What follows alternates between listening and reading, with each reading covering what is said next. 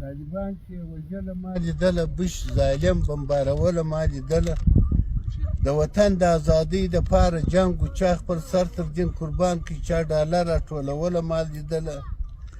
خرجدار پر خپل خرسپورو لو سورنایه وه په خوله کې، چا خر ویشتی په ډبرو څوک یې سروز ته رقصېدله ما لیدله. چې د چا زوی به شهید سو، پر پاتا به یې پلار ناست و، مبارکي به خلکو پلار ته ورکوله ما لیدله. هغه چغې مې تر اوسه تر غوږو نه دي وتلي چې شهید بیا کور ته راوړئ، مور خور به یې سرونه پرشکوله ما لیدله. د تېرې ژوه د اولادو ته به مو حتما دغه وایه وخت په ما کې لښتي د وینو بهېدله ما لیدله. طالبانو په دغه توره یې وخورئ تر قیامته، چې ځواني مو په چالۍ پټاووله ما لیدله. ټرمپ په ونیسه کنر یې خپله پزه نو اوس پرې کړه، چې اټوم دې د طالبه سزغستله ما لیدله. د وطن سره چې چا وه جفا کړې، په تیارو د امریکا چې زړېدله ما لیدله. ما خوب لیدی چې ورځ د آخرت وي، دوږخونه لیوني وه د مستیه، د امریکا او شوروي په اشنایانو ډکېدله ما لیدله.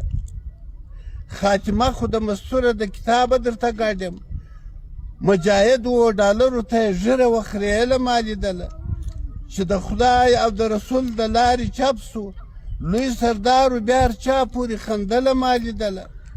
آس سپوږمۍ د ملا قاسم او مطمئن کیسې بیا وکړه، تا خو تل پر شنه اسمان جنګ ته کتله ما لیدله. د دنیا په محبت چې څوک اخته سو، دین دنیا یې په یوه د وبایلله ما لیدله. په کابل کې به د دوو وژو اتڼ ورته کېدلی، چې به بش په امریکا کې خپل تبله ورته وهله ما لیدله. په ازل کې چې چا ګټه نه وه کړې، پر زکندن د کفر خواته واوښتله ما لیدله.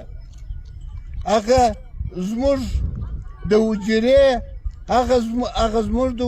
هغه یتیم طالب جانه و، د مستۍ یې ناټوله رششنله ما لیدله. چې دوږخ ته یې حضرت صاحب ورشوکئ، په دوږخ کې نور محمد او کافرانو پر خندله ما لیدله.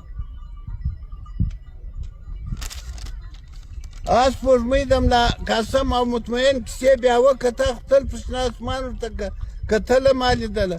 ملا عمر او ملا منصور مبارک مو څه په قبر کې وواره، کفار ټوله په مړو سترګو د وطنه ووتله ما لیدله. د خلکیانو څه هېڅ چا عبرت وانخیست، هغه یو شوروی و، دوی کفار ټول راوستله ما لیدله.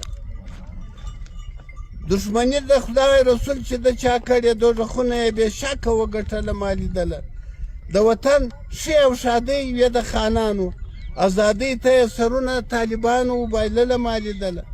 ملا هیبت الله اخوند سردار د جنت اوسې، د طالبانو مدعیان دې په مړانه وبخښله ما لیدله. ګورې طالبانو چې په واک مغروره نه سئ، بیخي ډېر خلک چوکۍ وشرموله ما لیدله.